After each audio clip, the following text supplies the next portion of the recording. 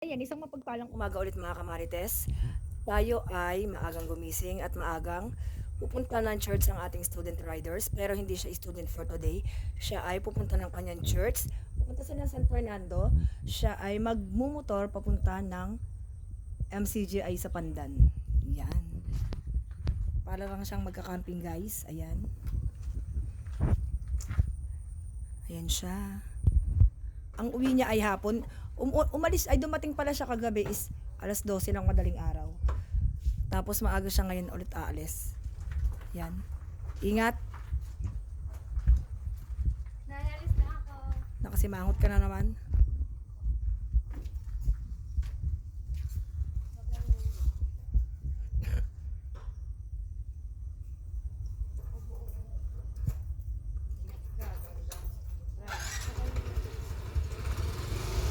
Bye guys.